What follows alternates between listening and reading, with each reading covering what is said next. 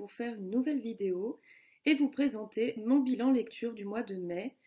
Donc c'est un bilan satisfaisant parce que c'est vrai que j'ai quand même bien lu. Bon, c'est pas énorme vu que j'ai eu quand même des examens, mais voilà, c'est des lectures qui sont quand même dans l'ensemble de bonnes lectures. Il y a peut-être une déception, mais il n'y en a pas énormément sinon. Donc c'est parti, je vous présente mes lectures. Ma première lecture du mois a été Rivage mortel, le tome 2 de La forêt des damnés, écrit par Carrie Ryan aux éditions Gallimard Jeunesse. Je vous mets la photo ici du premier tome. Je vous mets aussi en barre d'infos le lien de ma chronique en fait sur ce premier tome parce qu'en fait celui-ci c'est le tome 2. Donc si vous n'avez pas lu le tome 1, je vous invite à passer à ma lecture suivante que je vais présenter parce que je risque de un peu spoiler, voilà, parce que faut quand même que je parle de ce qui s'est passé à la fin du premier tome. Et donc voilà, je vous invite à soit passer, soit alors ça y est, c'est parti, je vous le présente.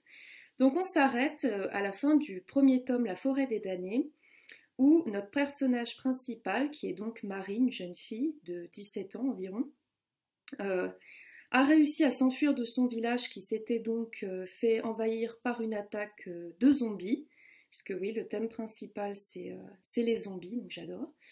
Et donc en fait, elle a laissé derrière elle son potentiel mari, qui est donc l'homme qui aurait dû être son mari, Harry.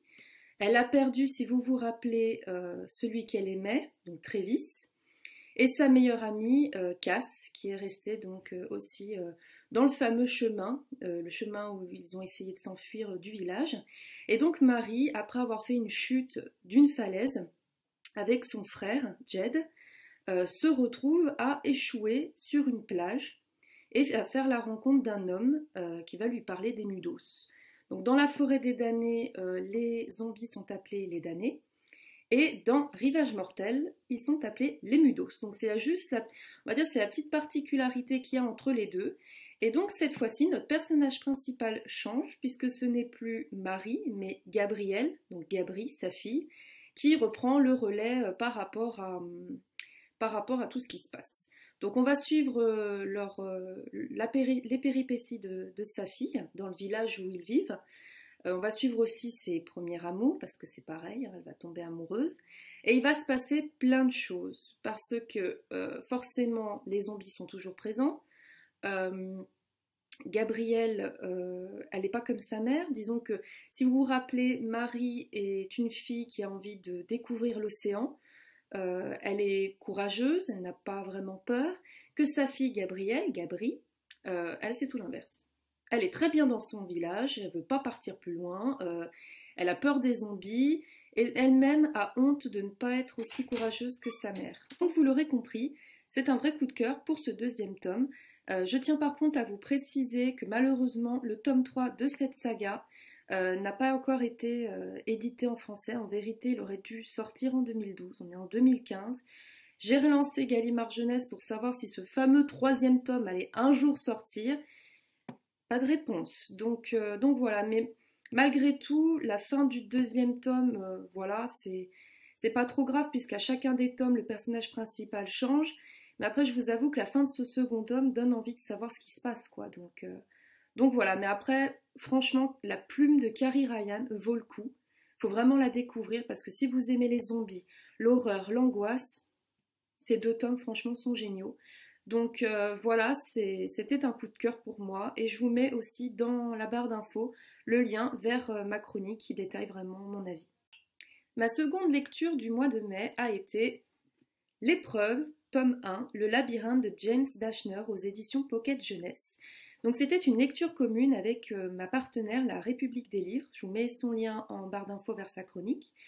Et donc voilà, je lui ai proposé de faire cette lecture commune parce que j'avais vu le film quand il est sorti. Je vous mets l'affiche ici.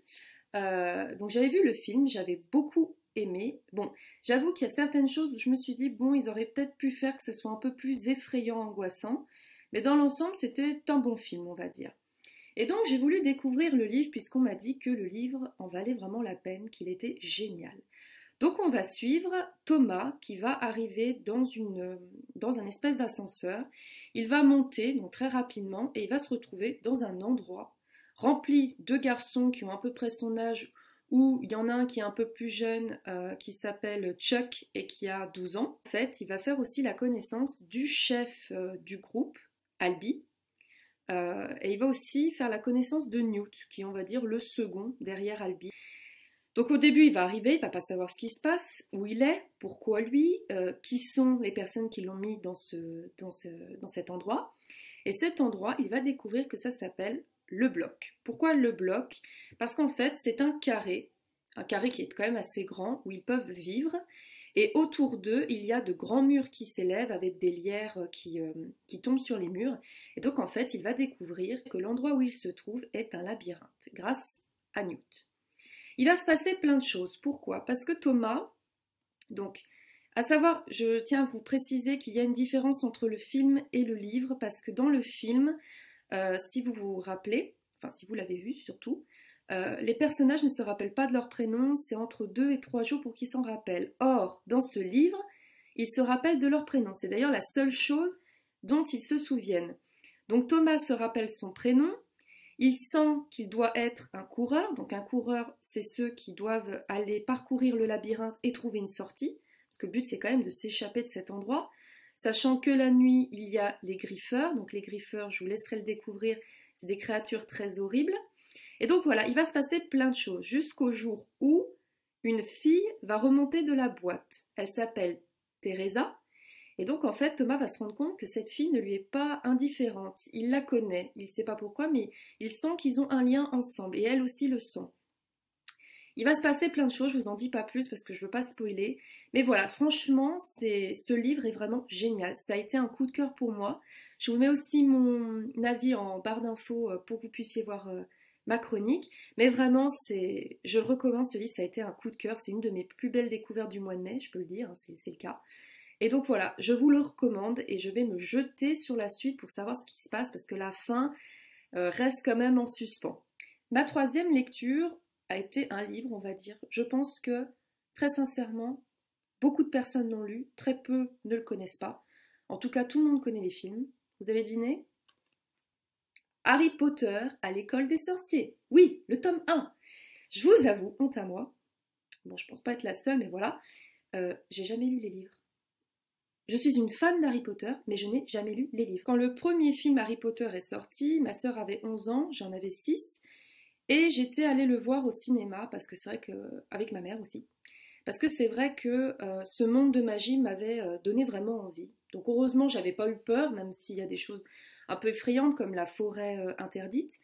Voilà, donc en fait, étant donné que j'avais vu le film, je vous avoue, j'ai vu tous les films après qui sont sortis, et je me suis jamais dit, mais lis les livres, Charlène, oui, lis les livres, je suis sûre qu'ils sont tout aussi bien que les films, parce que les films sont géniaux, donc je me suis dit, allez, t'as fait une erreur, tu n'as jamais lu les livres, tu te lances. Donc, je me suis lancée et j'ai lu Harry Potter à l'école des sorciers, le tome 1. Que dire?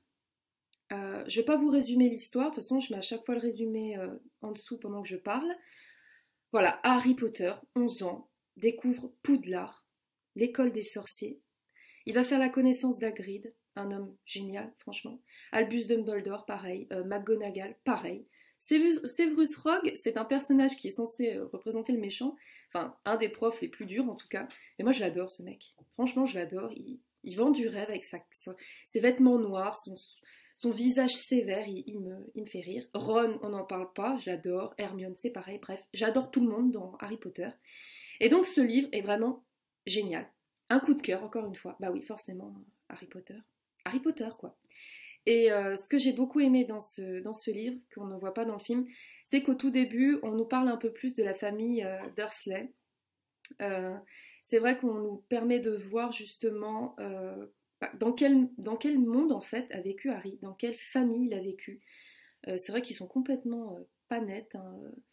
Les Dursley, ouais, c'est vraiment des personnages très, très particuliers. Disons que c'est pas les modèles de parents qu'on rêve d'avoir. Et donc voilà, j'ai lu Harry Potter et j'ai vraiment adoré. On en apprend aussi beaucoup plus sur les personnages, sur les cours, parce que c'est vrai que dans le film, on ne peut pas voir tous les cours qui se déroulent, puisque sinon le film durerait encore plus longtemps que 2 heures, je crois que ça dure environ 2 heures. Et donc voilà, j'ai vraiment adoré ce premier tome qui était vraiment un coup de cœur. Et je vous mets le lien de ma chronique en barre d'infos. Ma quatrième lecture a été Les étoiles de Nosheed, tome 1, écrit par Sophie Jomain aux éditions J'ai lu. Je vous avoue, au début, j'ai hésité à prendre les éditions Françoisir, parce que c'est vrai que les couvertures sont vraiment magnifiques. Je vous mets juste la couverture là, vous voyez un petit peu la qualité de l'image, voilà. Et donc, bon, je voulais pas trop me lancer dans du France Loisir, et en même temps, les formats poche, ça me plaît bien. Et cette couverture est tout aussi belle, donc je me suis pris ce fameux premier tome. Que dire On retrouve Anna Jorion, qui a 18 ans, c'est une Parisienne, et elle va passer l'été avec ses parents dans la maison de sa grand-mère, parce qu'elle est très proche de sa grand-mère, dans la ville écossaise Wick. Faut savoir que Anna n'est pas très tentée d'aller là-bas, parce que même si elle aime sa grand-mère, Wick c'est une ville où on s'ennuie, voilà, on s'ennuie, et donc en fait, elle n'est pas très tentée d'aller passer l'été là-bas, mais elle y va quand même, surtout qu'elle va fêter ses 18 ans là-bas, elle aurait voulu faire à Paris avec ses copines, mais voilà, ses parents ont décidé autrement, et elle se retrouve à Wick. Elle va faire la rencontre de Leight Sutherland, qui est un garçon très beau, très mystérieux, bref. Le héros atypique, hein, qu'on connaît et qu'on aime justement. Et en fait, elle va se lier d'amitié avec ce garçon. Ils vont devenir très proches. Je vous en dis pas plus, parce qu'il va se passer plein de choses. Elle pense qu'il cache un secret, bref, il va se passer plein de choses. Il y a des méchants forcément. Et elle va faire aussi la connaissance de Gwen, qui est une fille qui tient une boutique ésotérique, et celle-ci va lui en apprendre beaucoup sur le monde qui l'entoure, qui n'est pas comme elle pense l'être. Mais je vous en dis pas plus parce que voilà, sinon ça risque vite de spoiler, voilà. Mais franchement, coup de cœur, et oui. Jusqu'à présent, je vous ai présenté que des coups de cœur, parce que c'est vrai, j'ai eu des bonnes lectures ce mois-ci, et j'en suis très contente. Mais voilà, ce premier tome est juste génial. Je me suis procuré d'ailleurs le deuxième, je vais le lire incessamment sous peu.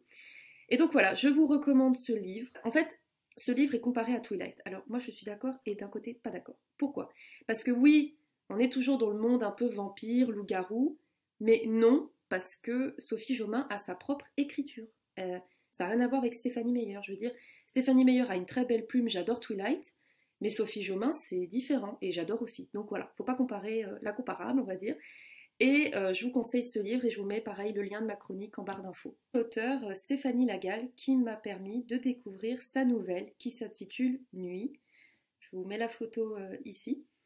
Donc en fait on va retrouver Émilie qui est une adolescente qui va participer à un bal de sa ville, de son village, avec ses copines. Elle va voir ses copines partir une à une danser avec des beaux garçons et elle va se retrouver toute seule à les regarder en fait. Donc c'est vrai que là du coup on se dit oula la pauvre etc. Donc c'est vrai qu'on a un peu d'empathie pour elle. Et en fait elle va s'énerver, elle va partir avec son vélo et elle va faire la rencontre. Voilà, elle va faire la rencontre de quelque chose qu'elle ne s'attend pas à voir. Il va se passer un événement déclencheur qui va lui susciter son intérêt sur ce qui se passe dans la ville parce qu'il y a eu des meurtres. C'est une nouvelle de 9 pages que m'a permis de découvrir l'auteur et je la remercie pour ça. Et voilà, franchement, c'est une bonne lecture. Voilà. Alors moi, je vous dis, je ne suis pas très fan des nouvelles parce que justement, c'est court. Mais pour une lecture qui est courte, c'est quand même très agréable. Donc, si vous voulez lire cette nouvelle, je vous mets le lien du site internet de l'auteur où vous pouvez lui poser des questions, commander cette nouvelle et la découvrir. J'ai lu ensuite Madame Bovary de Gustave Flaubert. Je vous mets la photo aussi ici parce que c'était un e-book. Que j'ai eu gratuit parce qu'en fait oui c'est une œuvre du domaine public si jamais vous voulez savoir voilà en e-book c'est gratuit tant mieux d'un côté parce que je vous avoue j'ai été déçue pas par l'histoire parce que l'idée d'une femme donc Emma Bovary qui est une paysanne qui rêve d'intégrer la cour de faire partie des nobles qui rêve aussi d'une passion parce qu'elle rêve d'un amour passionnel voilà cette idée était bien franchement. Moi, cette idée-là, j'ai accroché. Avec en plus Charles Bovary, ce pauvre homme qui a vécu dans une famille un peu particulière, qui travaille dur comme fer dans son métier de médecin, qui soigne les gens, qui rêve justement de former un couple avec Emma amoureux, puisque lui, ce qu'il rêve juste, c'est que sa femme soit bien, Il se contente de peu, à l'inverse d'Emma, puisque lui, sa maison, un bon repas et sa femme qui l'attend, ça lui suffit. Or, Emma, elle, veut le luxe. Voilà, c'est aussi simple que ça. Alors moi, ce qui m'a poussée à lire, c'est en fait ma prof de culture générale, puisque ça fait partie de notre thème à étudier, donc le rêve, puisque Emma rêve du luxe. Mais voilà, je vous avoue que ce qui a fait que j'ai eu du mal à lire cet ouvrage, c'est l'écriture de Gustave Flaubert. Mais c'est pas sa faute.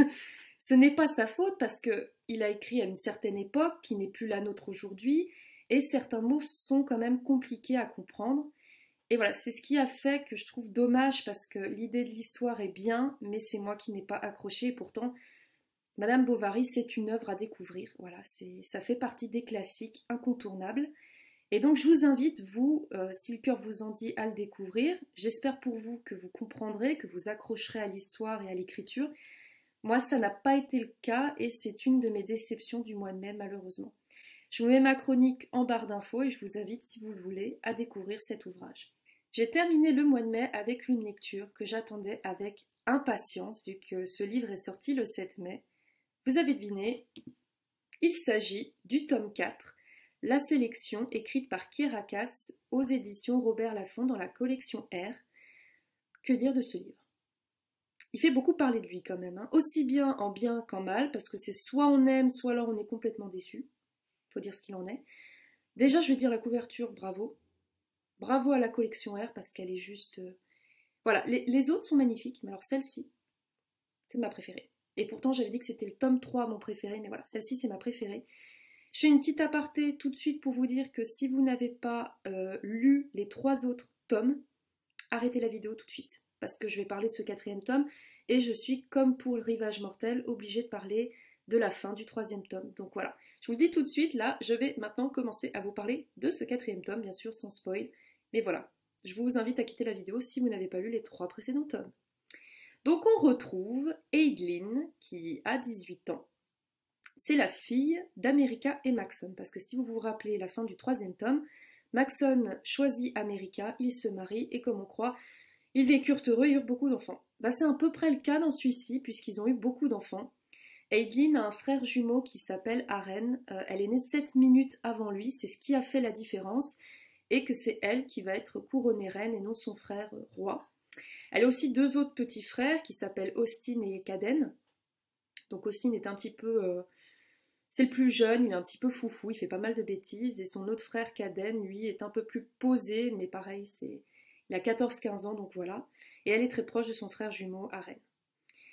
Mais voilà, même s'il y a eu l'abolition des castes faite par Maxon, la population d'Iléa n'est toujours pas satisfaite. Il y a encore des problèmes, rien ne va, bref, c'est la catastrophe. Il y a des émeutes, il y a plein de choses qui se passent qui ne vont pas dans ce livre, et du coup, Aileen va devoir malheureusement participer à une nouvelle sélection, puisque ses parents lui demandent de faire ça pour détourner en fait les habitants d'Iléa face à ce qui se passe comme problème. En fait, c'est un petit peu pour cacher la misère et qui se concentre surtout sur la sélection et que ça ramène un petit peu du bonheur, du calme, de la sérénité dans la ville. Sauf que notre chère Aileen est une fille qu'on aime mais qu'on déteste aussi. Moi, personnellement, je l'ai détestée au début parce que, voilà, elle est capricieuse, égocentrique. C'est moi, je suis la reine, je suis plus forte que tout le monde, bref.